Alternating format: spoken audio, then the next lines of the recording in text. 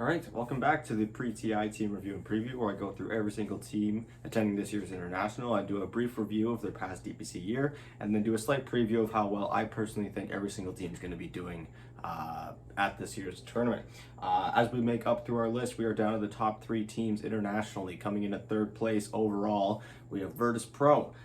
They have accumulated a total of 1,200 points. They come in as top of their region, a region that only has two teams attending this year, Virtus.Pro plus their regional qualifier attendees, Team Spirit, who have both come in as very, very young teams and very, very strong teams in their own region, but both of which have kind of struggled a little bit at major tournaments. I think a big part of that just comes down to the fact that these guys are really, really young players. Both teams I'm talking about here, Virtus.Pro and Spirit, they've got a really, really fun roster to watch, but again, they just kind of lack that experience. And I think that with a few more tournaments, they can really come into their own. And I'm really surprised to see. I'm really anticipating to watch both of these teams just to see how good they can really be.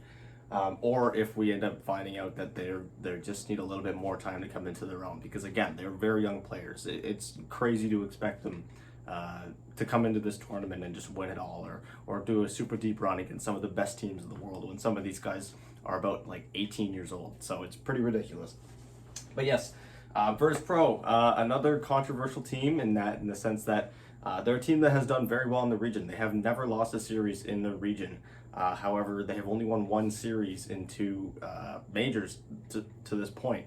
So it's another team similar to the one like I did with Quincy Crew and some other teams that are a bit lower on the DPC standings.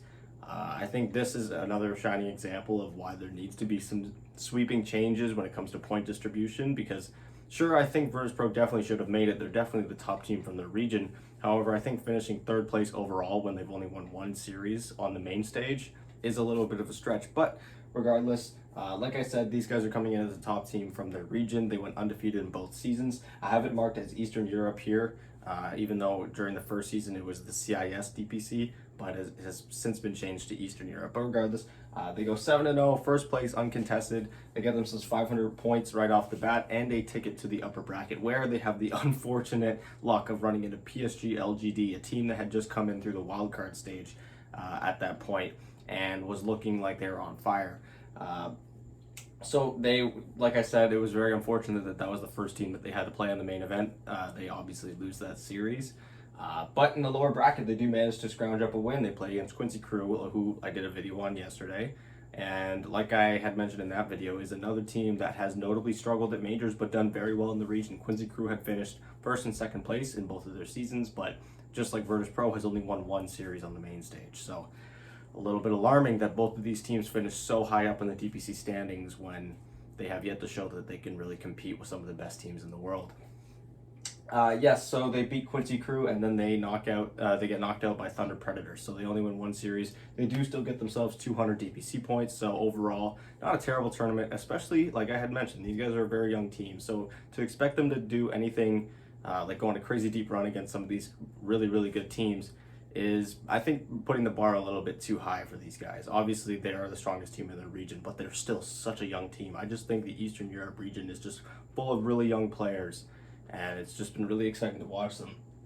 And yeah, and they continue to show their dominance. Season 2, they go 7-0 again. This time, they were very close to losing against Team Spirit. But Team Spirit threw that game 3 in a tied series that was 1-1, and then Virtus.Pro took advantage of that and won the series. So they keep their 7-0 perfect record going. So yes, again, they have another ticket to the upper bracket of the major, but things do not get very much better from there. They have the unfortunate duty of playing against Team Nigma, another team hot out of the wildcard stage, and they get knocked down from there, and then they can't really grab their footing before they get knocked out by Vici Gaming.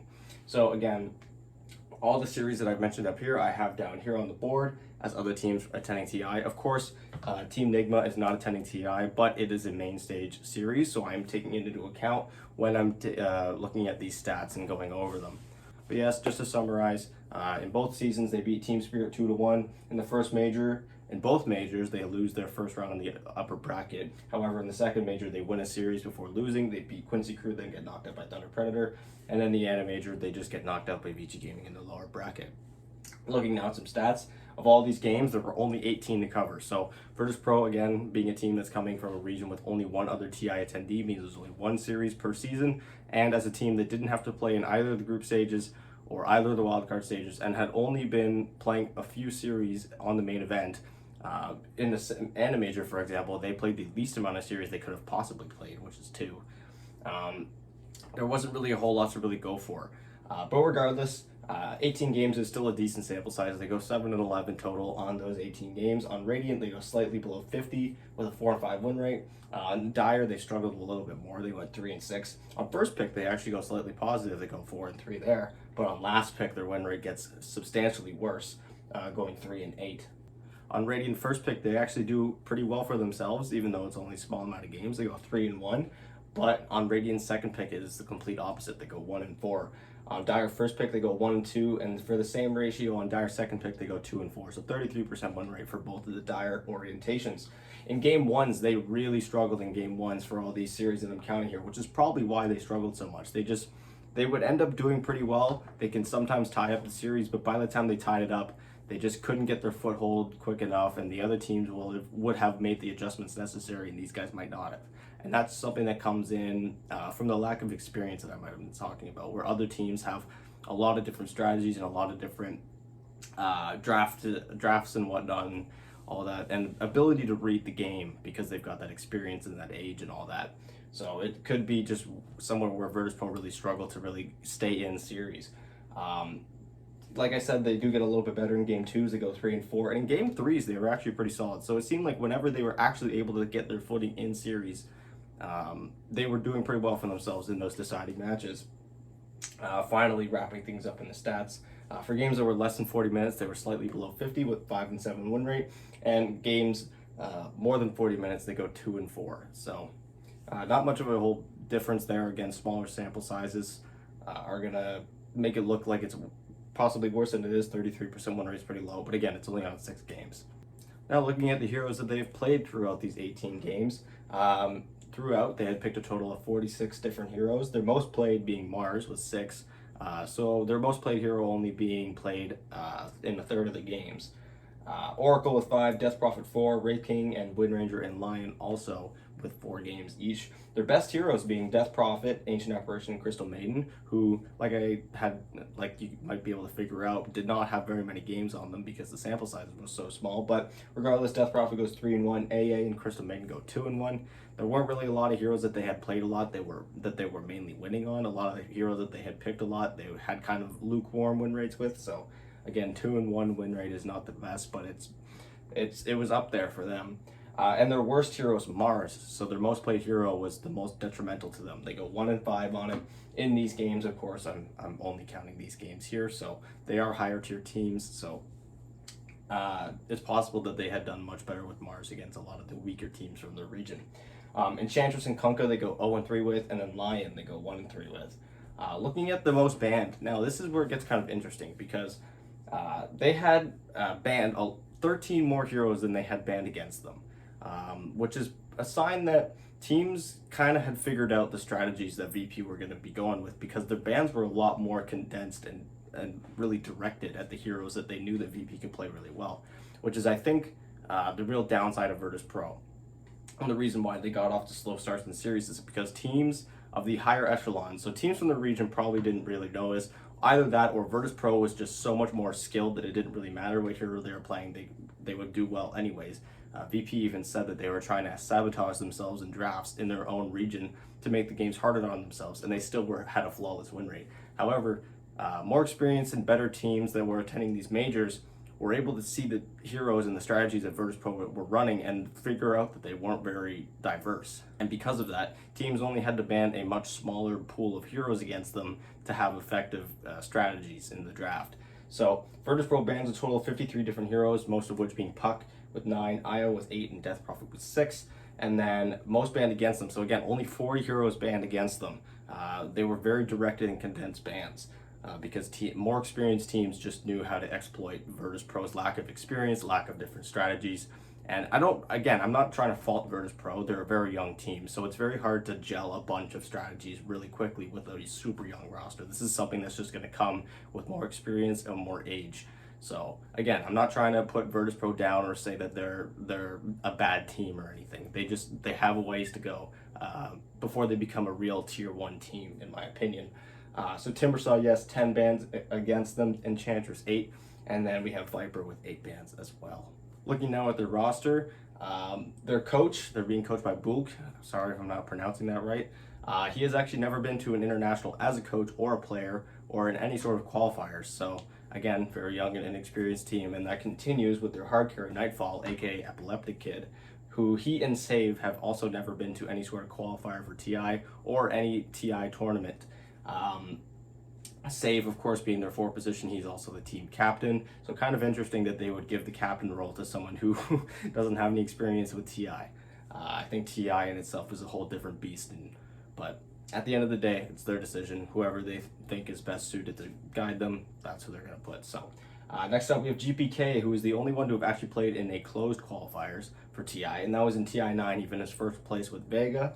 DM finishes 4th place in TI9 open qualifiers with Atkins City Esports. So he has never even been to a closed qualifiers. And Kingslayer as well has only ever made it to open qualifiers. He finishes 4th place in the TI8 open qualifiers with Slozady Mimas. Sorry if I'm mispronouncing that. I don't speak Russian. So yeah, there's not a single player here that has ever been, including their coach, that has ever been to the international. So I do think that this year, regardless of how well they do, regardless of if they flop, I think if they just make it to the lower bracket, they don't just instantly flop out in the group stage, I think these guys have a really, really, really good shot at just getting some great experience. And if they can stay together as a group, I think they're going to have a really, really bright future. Again, they're one of the teams I'm anticipating the most this year. I'm really excited to see just how well they can do. And if they can manage to go on a really deep run, then I'm super pumped for that. Finally, wrapping things up with some averages. They have an average GPM and XPM quite low. Again, majority of the games that I covered, 2/3 of the games that I covered came from the main stages of the tournaments that they didn't do so well in, so that brought their averages down. But their averages in their own seasons were very high. In the first season of the DPC, their KDA was almost 8, which is ridiculous. But again, there were only 3 games I pulled that from, so the weight of that was countered by the rest of the weight of all those major games.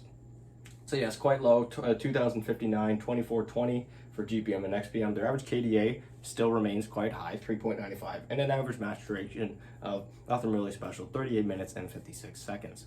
So yeah, that's going to do it for my Virtus.Pro review. I already sort of gave a little bit of a preview. Again, I think this is a super fun team, and I'm really, really, really anticipating watching them this year. I really hope they do well. I hope they surprise some people. I think there is something to be said about the change of the point distribution, because I don't think a team like this, as fun as they are to watch, should have finished 3rd place internationally, considering they only won 1 series in 2 majors. 2 majors in which they started in the upper bracket as well. So, and whether or not starting in the upper bracket actually ended up hurting the team more than it should have helped them, because of course there was also the discussion of the fact that Team Nigma coming into the 2nd major, and any team coming in from the wildcard stage, if the team had made it from the wildcard stage through the group stage to the main stage, they would have already played 30 games in a major format before they even made it to the main stage. Whereas teams like Virtus.Pro or Quincy Crew or any team that made it 1st place in the DPC, Aster, another one, they had not played any games. They had not had any experience with the meta of that tournament yet, played against any other, like warmed up, anything other than scrims. So it could have been a real disadvantage for Virtus.Pro to have started in the upper bracket where they just couldn't get up, they couldn't hit the ground running, whereas other teams like Team Nigma, VG Gaming and stuff like VG Gaming made it to the wildcard stage twice, and they had done pretty well for themselves in both majors. So yeah, let me know what you guys think in the comments down below. Do you think these guys are going to flop? Do you think they're going to make it to the main stage? Do you think they're going to stay together after this year's international? I think that's the biggest thing. I know after watching them at the Animajor, they're a very animated group. Again, they're very young, so you got to think that there's a lot riding on their shoulders. So I'm really hoping that they stay together. But again, let me know what you guys think in the comments down below as always. And if you enjoyed the video, please be sure to subscribe. I'm going to be uploading every single day until the end of the international. Of course, we only have 2 more teams to cover for these reviews, and that is PSG and Evil Geniuses. So again, if you don't want to miss that, or if you're a fan of those 2 teams, please be sure to subscribe. And I will see you guys tomorrow with the review of PSG LGD. Yeah. Bye, guys.